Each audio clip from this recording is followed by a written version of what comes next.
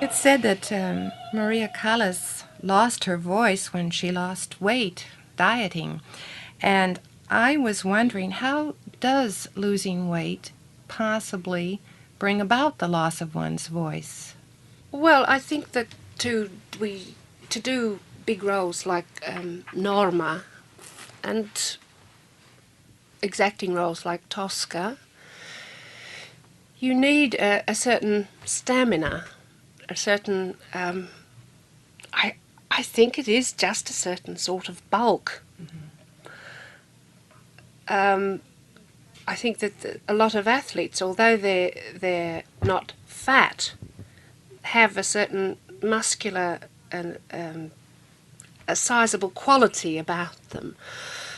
And I think that an opera singer has to have this sort of built-in stamina. I don't think that one should get too fat. And the awkward thing is that opera singers love to eat, and they eat at all the wrong times. They eat for the wrong reasons too, and they have a tendency to become overfat. I'm too fat, but I think I wouldn't dare to try and lose weight while I'm actually performing. I always tend to go on a sort of self-inflicted cure during my holidays, and I try to eat very sensibly, very regularly, not a lot, and do try and lose weight in the break, but not to any huge extent. I think that I don't know that it's only losing weight that was the problem as far as Callas's voice was concerned. She was very hard on her voice, too, She wasn't did she? an enormous amount of work. She crammed a phenomenal amount of work into a very short space of time and seldom took real rest. She was always very. I think she was too good at rehearsing for a producer or for a conductor. And I think that in many ways she maybe overtaxed not only the strength of her voice when she had all that extra weight, but certainly once she reduced, she didn't have that stamina anymore to stand up to the very rigorous sort of hours that she kept. In your early years at Covent Garden, you appeared with Maria Callas Oh Norma. yes, I did. It was a marvelous experience. I think she was a marvelous example to a young performer, insofar as she was so professional with her whole attitude to preparing a work, and she was a great example, really, to all the artists who were involved with her, and I adored her. I couldn't believe the sound that came out, and the way she performed on the stage. I was very lucky to see her at the height of her powers, doing not only the Norma but Trovatore, and also I managed to see her do performances of Tosca and of Traviata, and she did do some Aidas as well. When you are playing a part on the stage, do you emphasize acting or singing more, or is it 50-50? I don't consider myself a great actress.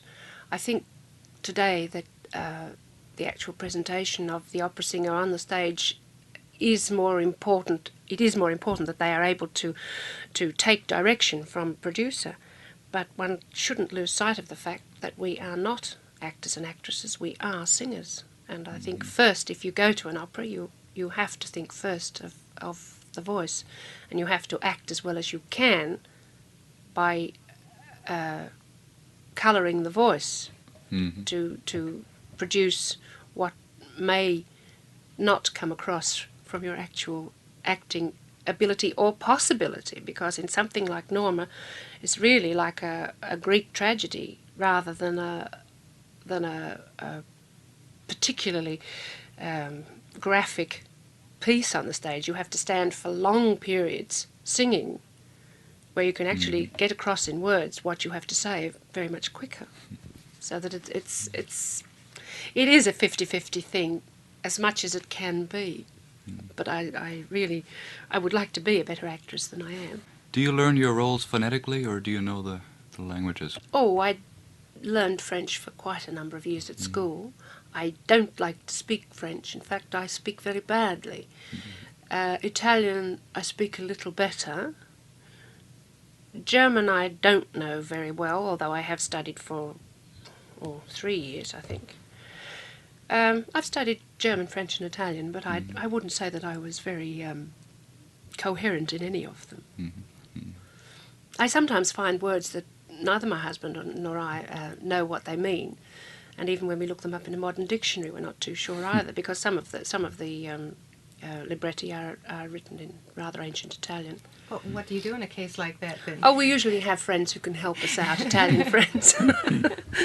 Dietrich Fischer-Dieskau once said that he enjoyed doing Papageno on records, but he could never do it on stage because he was just too tall for the role. Are there any roles that you've done on record that you think you could not do on stage, or vice versa, for that matter? Given the Well, limitations? let's face it, I've done a few roles on the stage that maybe I shouldn't have, but that's just too bad. I maybe might do Papageno on record, but I don't think I would ever do it on the stage.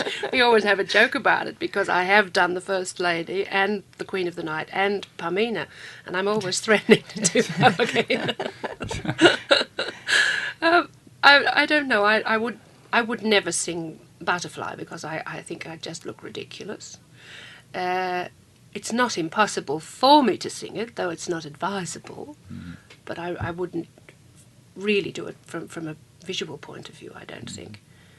I've always adored Bohème, but I haven't done it.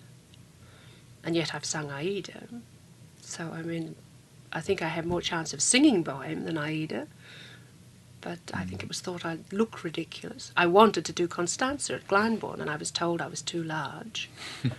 So I don't know where I am, really. You and Marilyn Horne sang together so beautifully in Norma. Do you have plans for another opera together? Well, of course, we've done Semiramide together. It's not impossible that we will get together in something else. We had hoped to do Stuada together, but it didn't quite work out. But it's very difficult, and she's singing certain roles that she wants to sing, and I find that I'm booked up for quite a while ahead, so both of us have bookings, I think, for about 3 years. And it's not that easy to find something that is such a smash hit for the two voices,